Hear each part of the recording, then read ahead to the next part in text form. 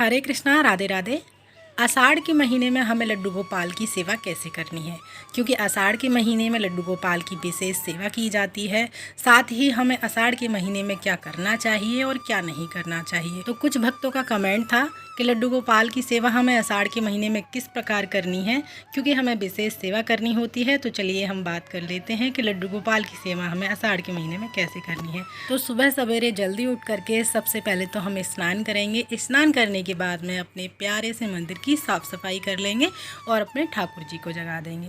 ठाकुर जी का जो समय है जगाने का, जैसा कि आप सभी लोगों को मैंने काफ़ी बार वीडियो में बताया है, गर्मियों में हम लड्डू गोपाल को 7 बजे जगाएंगे और सर्दियों में हम 8 बजे के आसपास लड्डू गोपाल को जगा देते हैं।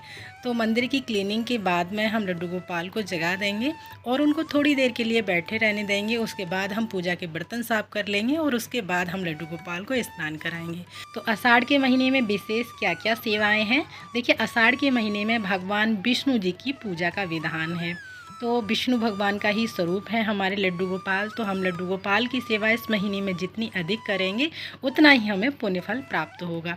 विष्णु भगवान की पूजा करने का विधान है, साथ ही दान पुण्य और पवित्र नदियों में स्नान करने का भी शुभ माना जाता है। इस महीने में विवाह, मुंडन, गृह प्रवेश जैसे शुभ कार्य वर्जित हैं। इसके अतिरिक्त तामसिक भोजन जैसे मांस, मदिरा, इन सभी चीज़ों का सेवन बिल्कुल भी नहीं करना चाहिए। साथ ही झूठ, छल, कपट, चोरी जैसे कार्य बिल्कुल भी नहीं करने चाहिए। इन सभी चीज़ों से हमें बचना चाहिए। साथ ही आषाढ़ के महीने में दान का विशेष महत्व होता है। इस महीने में अन्नदान, वस्त्र दान, छाता दान, जल दान, जल का पात्र दान कर सकते हैं आप। और बातों ही बातों में, जैसा कि गर्मियां हैं, तो मैंने यहाँ पर अपने लड्डू गोपाल के लिए फूल बंगला सजा दिया है। इसी में स्नान करा करके आज अपने हम लाला को विराजमान करेंगे।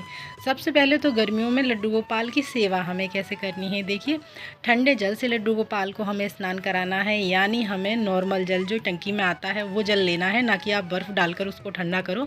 तो उस जल से हम स्नान कराएंगे। साथ ही आप उसमें गुलाब जल डाल सकते हैं, चंदन से स्नान करा सकते हैं, गुलाब की पत्तियाँ यानी फूल डालकर स्नान करा सकते हैं। साथ ही दूध, दही, इत्र डालकर भी लड्डू गोपाल को आप स्नान करा सकते हैं। ये वो सारी चीज़ें हैं जिनकी तासीर ठंडी होती है और लड्डू गोपाल को ठंडकता प्रदान होती है।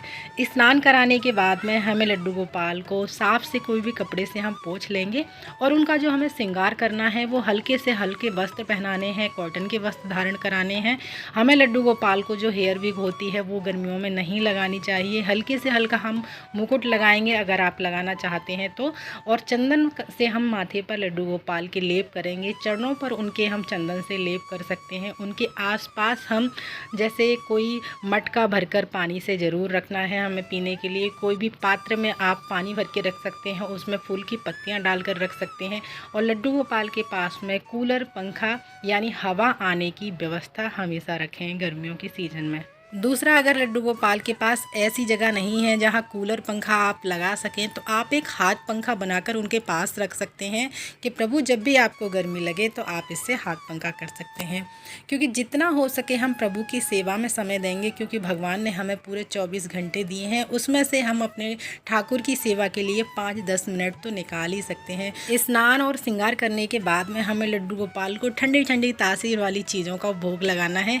जैसे आप ठंडे दूध का भोग लगा सकते हैं, ठंडे दही का भोग लगा सकते हैं, रबड़ी का भोग लगा सकते हैं, कोई भी आप मैंगो शेक बना सकते हैं, शरबत बना सकते हैं, नींबू पानी का भोग लगा सकते हैं।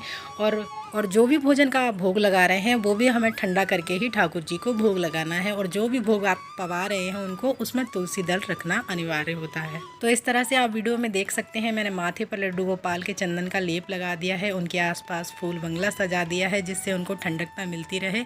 और ठंडे तासीर का ही इत्र हमें इस्तेमाल करना है गर्मियों के सीज़न में। आप जैसे गुलाब का इत्र ले सकते हैं, मोगरा का इत्र ले सकते हैं, साथ ही खस का इत्र भी ले सकते हैं। मोगरा और गुलाब का इत्र आपको बहुत ही जल्दी से मिल जाता है मार्केट में, तो इन दोनों में से आप कोई भी इत्र ले सकते हैं। लड्डू गोपाल के शरीर पर लगाने के लिए अलग से इत्र आता है और वस्त्रों पर लगाने के लिए अलग से इत्र आता है।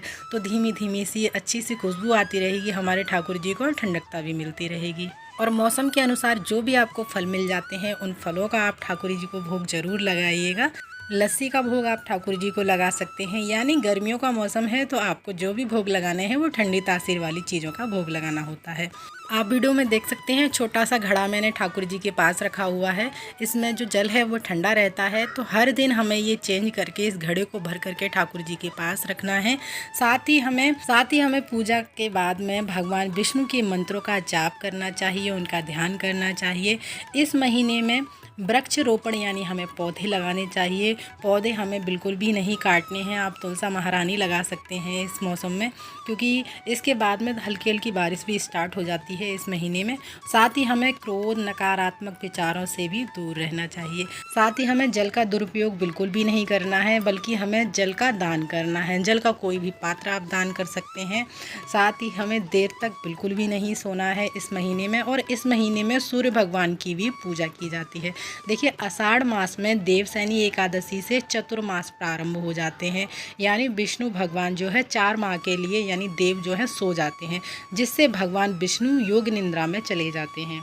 आषाढ़ के महीने में धार्मिक नियमों का हमें पालन करना चाहिए और अनुशासन से रहना चाहिए। तो लड्डू गोपाल की सेवा हमें आषाढ़ के महीने में कैसे करनी है और क्या करना है, हमें आषाढ़ के महीने में क्या नहीं करना है, ये सारी जानकारी मैंने आपको इस वीडियो में दे दी है। अगर ये वीडियो आप लोगों के लिए थोड़ी सी भी यूजफुल है और आप लोगों को हमारे लड्डू गोपाल का फूल बंगला कैसा लगा कमेंट में ज़रूर बताइएगा। वीडियो को लाइक ज़रूर कीजिएगा। फिर मिलते हैं अगली वीडियो में। राधे राधे।